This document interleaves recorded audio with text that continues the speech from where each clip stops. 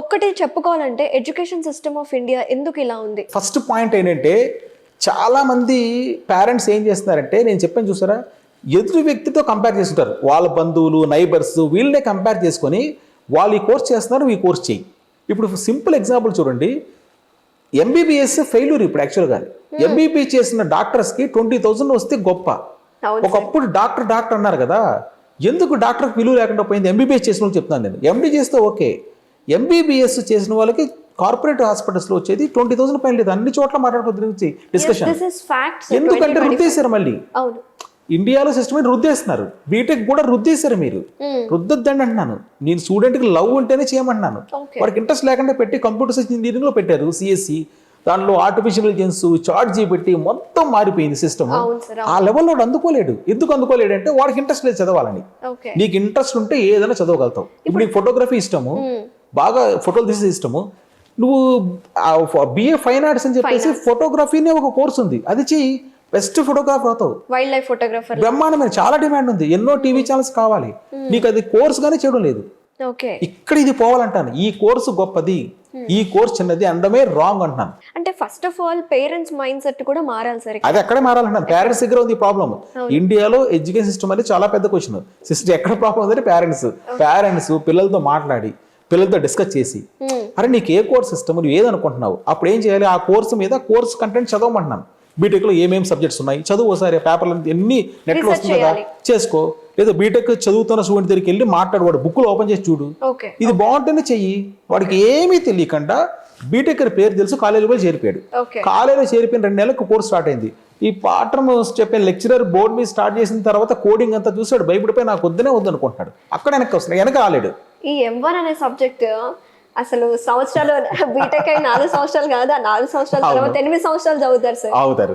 చాలా చోట్ల నేను ఇంజనీరింగ్ కాలేజ్లో వర్క్ చేశాను, నాకు ఎంతో మంది చూస్తాను.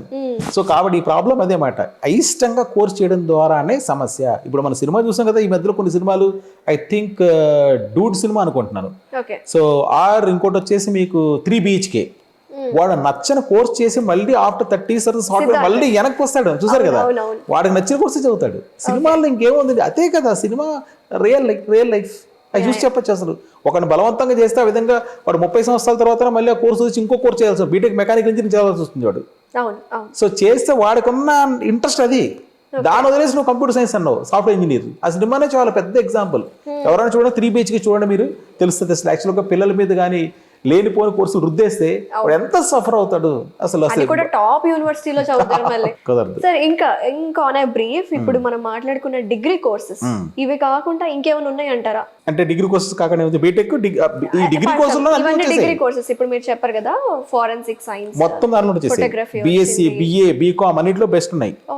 సో నేనేం చెప్తున్నానంటే, ఇప్పుడు మీరు ఫర్ ఎగ్జాంపుల్ మీకు బీకామ్ ఉందనుకోండి, బీకామ్ వాడికి ఇంట్రెస్ట్ ఉండదు. అవును, ఎందుకంటే బీకామ్ లోకల్లో చూశాడు. మా ఊర్లో బీకామ్ కాలేజ్ అయితే బాగాలేదు, ఇంజనీరింగ్ కాలేజీలో క్యాంపస్ చాలా బాగుంటుంది. బీకామ్ ఏం ఆలోచిస్తారంటే, బీకామ్ మా ఊర్లో ఎక్కడ సరైన కాలేజ్ క్యాంపస్ లేదు, బీటెక్ కాలేజ్తో కంపేర్ చేసుకున్నాడు. చాలామంది ఎందుకు మోటివేట్ అవుతున్నారంటే, నా దృష్టిలో బీటెక్ కాలేజ్ క్యాంపస్ చాలా పెద్ద ఉంటాయి. వాళ్ళ వీడియోలు చూసినా కూడా పేరెంట్స్ అక్కడే చేరమంటారు. బీకామ్ అంటే చిన్న బిల్డింగ్లో పెట్టింటారు. కానీ బిల్డింగ్ని చూసి నువ్వు బయట హార్డ్వేర్ చూసి సాఫ్ట్వేర్ తప్పు పెట్టావు. నీ ఇంట్రెస్ట్ ఏమో బీకామ్, కానీ కాలేజ్ బాగాలేదని కోర్సే వదిలేసావు, బీటెక్లో పెట్టావు. నువ్వు బీకామ్ బెస్ట్ కాలేజెస్ ఉన్నాయంటున్నాను. ఫర్ ఎగ్జాంపుల్ మీకు ఢిల్లీలో శ్రీరామ్ కాలేజ్ ఆఫ్ కామర్స్ అని ఉంది. అది ఎప్పుడు కూడా NIRF ర్యాంకింగ్ తీసుకుంటే చాలా టాప్లో ఉంటుంది. ఒక టార్గెట్ పెట్టి చేయి బీకామ్, తప్పేముంది అసలు. నీకు అలాంటి కాలేజెస్ చాలా ఉన్నాయి. బిఏ ఉంది, బిఏ వేస్ట్, ఎక్కడ కాలేజ్ దొరకదు అనుకుంటారు కదా. సెంట్రల్ యూనివర్సిటీస్ ఉన్నాయి మనకి ఇండియాలో. For example Hyderabad central university, ఆంధ్రప్రదేశ్లో అనంతపూర్లో సెంట్రల్ యూనివర్సిటీ, లేదా రీసెంట్గా మనకి బెంగళూరులో ఒక నేషనల్ యూనివర్సిటీ ఒకటి ఉంది, NLSU. దాంట్లో బిఏ స్టార్ట్ చేశాడు. IIMs లో బిఏ స్టార్ట్ అవుతుంది. అక్కడ చేస్తే ఎక్స్ట్రాడినరీ ఉంటుంది బిఏ. అసలు బిఏ, బీకామ్, ఎంకామ్ ఇవన్నీ పాతకాలపు అనుకుంటున్నారు.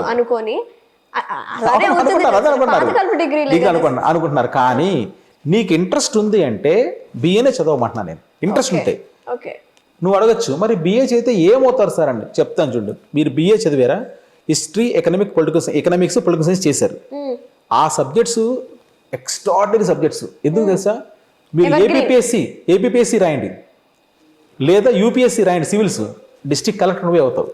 డిస్ట్రిక్ట్ కలెక్టర్ కావాలంటే ఏ ఎగ్జామ్? UPSC civil service. దాంట్లో ఏముంది? Economics, political science, current affairs, ఈ సబ్జెక్ట్సే. బీటెక్ సబ్జెక్ట్స్ ఏమీ లేవు.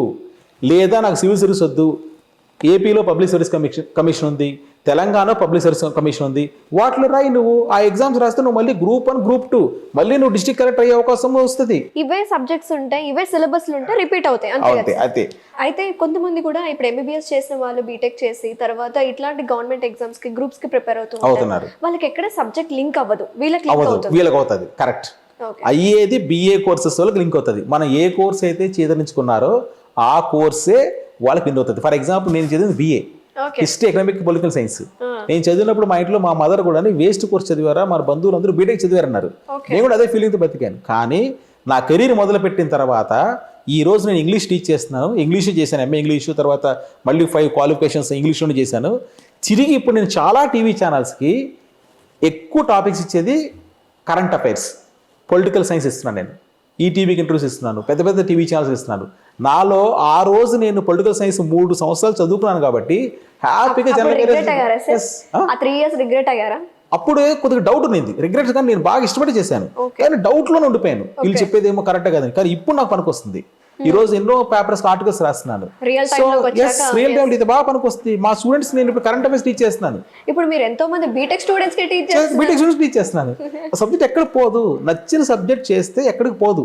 నేను ఈజీగా ట్రాన్సిషన్ అయిపోయాను అనమాట. మీకు నచ్చి తీసుకున్నారు? ఆల్మోస్ట్ నచ్చే తీసుకున్నాను నేను.